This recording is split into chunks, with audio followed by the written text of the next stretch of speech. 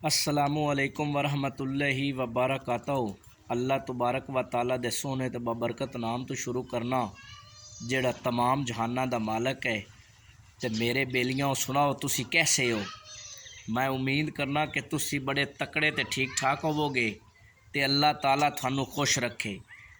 ते बेलियो अज दी कहानी दा आगाज़ करने हैं, गल बात शुरू करने हैं। एक बादशाह होंदा है ते वो बड़ा बेचैन होंदा है, बड़ा परेशान होंदा है। वो अपने आप नू खुश नहीं रख सकता ते उनका दिल करता है कि मैं यार इतना परेशान हाँ, मैं खुश रहना चाहना, खुशी महसूस करना चाहना।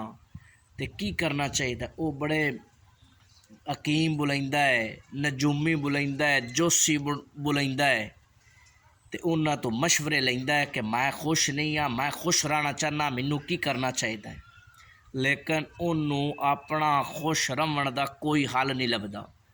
ते जदों कोई हल नहीं ना लभदा ते एक दिन वो अपनी बादशाही तो अपने अपने घर तो निकलदा है ते चलदा चलांदा ना एक पहाड़ ते चला जांदा है। ते जदों पहाड़ ते जांदा है ना ते की वेखदा है कि एक दरवेश हुंदा है ते वो बड़ा खुश है। जदों वो दरवेश नू वेखदा है ना भी ये दरवेश बड़ा खुश है ते उस बादशाह दे दिल दे अंदर ख्वाहिश पैदा होंदी है भी मैं खुशी तो तलाश कर रहा लेकिन वो मैनू नहीं मिल रही। ते ए जेड़ा दरवेश है अल्लाह दा बंदा है, ये बड़ा खुश है, की वजह है?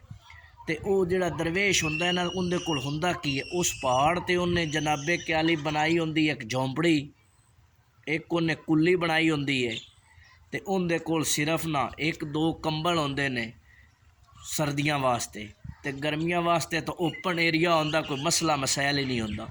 ते उस दिने निकल जांदा बाहर जंगल विच ते उत्थों फल फुल त्रोड़ के नो कम की करदा, दिने जंगल दे अंदर चला जांदा है ते रात नू आ जांदा है ते सह जांदा है ते बड़ा खुशहाल होंदा है। मुख्तसर करा, बादशाह उस दरवेश तो पुछदा है कि तेरा खुश रमन दा की वजह है, तेरी खुश रमन दी की वजह है? ते जदों दरवेश तो बादशाह पुछदा है ना ते वो जेड़ा दरवेश है वो बादशाह नू आंदा है कि बादशाह सलामत, मैं इनदा जवाब तेनू ना तेरे घर दे अंदर जाके तेरे दरबार दे अंदर जाके देवांगा। बादशाह आंदा ठीक है। बादशाह नू अपने घोड़े ते बिठा लैंदा है ते लेके आ जांदा है, अपनी जगह ते लेके आ जांदा है, दरबार च लेके आ जांदा है। ते जदों ले आउंदा है ना ते दरवेश बादशाह नू हुक्म देंदा है कि एक ज़रूरतमंद नू बुलाया जाए। ते जदों एक ज़रूरतमंद नू बुलाया जांदा है ना ते बादशाह दे कन्न दे विच दरवेश आंदा कि इनू तुसी हुक्म दिओ, इंदे कोल पूरा दिन है, इस ज़रूरतमंद कोल पूरा दिन है, इन्हें काम की करना, जितने इस सुबह तो लेके शाम तक दौड़ लवे वापस भी आना है, शाम ती दौड़ लवे जितनी इनकी ज़मीन हो जाए वो इनके ना ला दी, वो इनू पक्की शाम ती इन्हें दौड़ना है। मुख्तसर जदों दरवेश बादशाह दे कान च गल करदा है ना ते बादशाह उस ज़रूरतमंद नू आंदा है कि तू हुण दौड़ना है ते शाम तक इत्थे साडे कोल वापस भी आना है। जेड़ी तू जगह जितन तक तू दौड़ जावें, जेड़ी जगह तू मल लवें वो तेरी होगी, ते साडे कोल वापस आना है।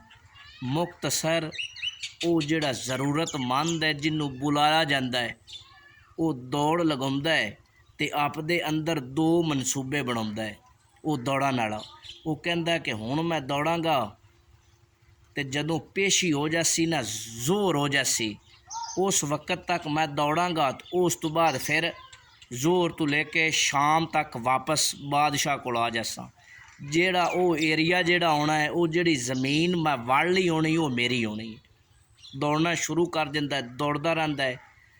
जनाबे क्याली हुंदा की है, जोर तक वो तकरीबन 400 किला तक ना वो भज लैंदा है, दौड़ लैंदा है।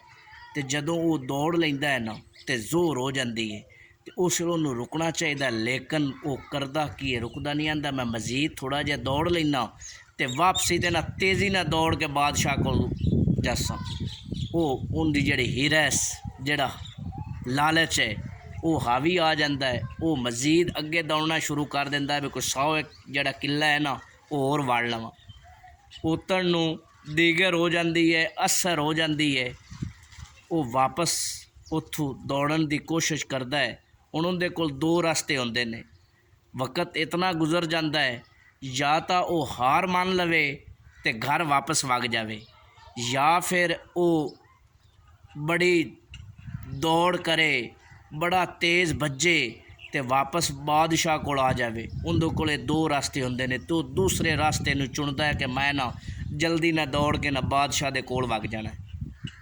मुख्तसर वापसी ते जदों वो दौड़दा है ना, वक्त थोड़ा होंदा है, दौड़दा रहिंदा है, कोशिश करता है, लेकिन हुंदा की है दौड़दियां उन्होंने रुकना चाहिए, रुकदा नहीं। उनके फेफड़े जिहड़े हुंदे ने ना वो फट जाते हैं, उनका दिल फट जाता है, तो उनके मूँह वालों खून आना शुरू हो जाता है। तो उतरन नूं शाम भी हो जाती है। तो जदों शाम हो जाती है ना, तो उनका दिल भी फट जाता है, तो फेफड़े भी फट जाते हैं। तो वह बादशाह कोल पहुँच जाता है, तो उत्थे डिगदा है तो मर जाता है। तो जदों मर जाता है ना, वो जिहड़ा दरवेश है उनदियां अखां बंद कर दिंदा है। तो उस वक्त दरवेश बादशाह नूं पता की आखदा है, बादशाह सलामत खुश रहण दा एक ही हल है, जिहड़ा हिरस ते लालच है, अगर इनू असी ख़त्म कर लवीए लालच नूं ते असी खुश रह सकने हैं। हिरस नूं असी छड्ड देवीए ते असी खुश रह सकने हैं। ते ऐ तुसी अंदाज़ा करो ना कि ऐ जिहड़ा बंदा है, अगर इनदा मजीद लालच ना करदा तो ये सही सलामत वापस आ जाता, तो अज मरना सी कोई।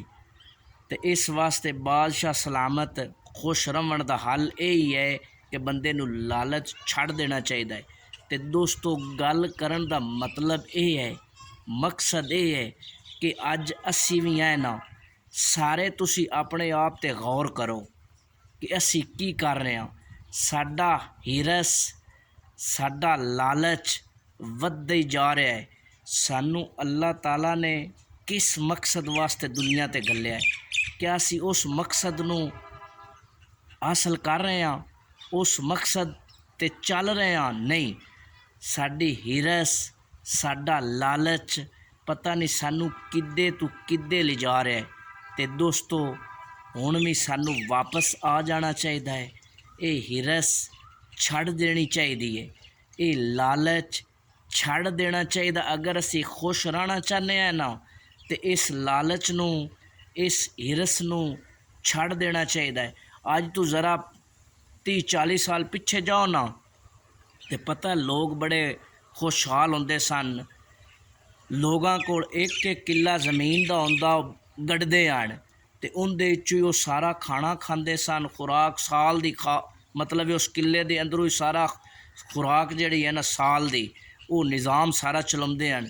लेकिन अज दोस्तों मेरे बेलियो तुसी अंदाज़ा करो कि एक बंदे कोल 10 किले, 20 किले, 30 किले ज़मीन है, लेकिन उनकी फिर भी जिहड़ी हिरस ते लालच है वो वधदी जा रही है। वो दिन रात अपने मकसद नूं छड्ड के, अल्लाह ताला ने सानू एक मकसद वास्ते भेजिया कि तुसी मेरी इबादत करो। अल्लाह ताला ने साडे ते 5 टाइम दी नमाज फ़र्ज़ कीती है। वो जिहड़ा फ़र्ज़ है ना वो असी पूरा नहीं कर ले। सिर्फ जिहड़ा साडा पेट है उनकी खातर असी दिन रात पता नहीं की कर जाने हैं, लेकिन जिहड़ा सौखा काम है वो असी नहीं कर रहे। तो दोस्तों ते बेलियो सानू ये लालच जिहड़ा है, जिहड़ी हिरस है, ये छड्ड देनी चाहिए है। अल्लाह तबारक व ताला मेरे सारे दोस्तां ते बेलियां नूं इस हिरस तो इस लालच तो बचन दी तौफीक अता फरमाए। अल्लाह निगहबान।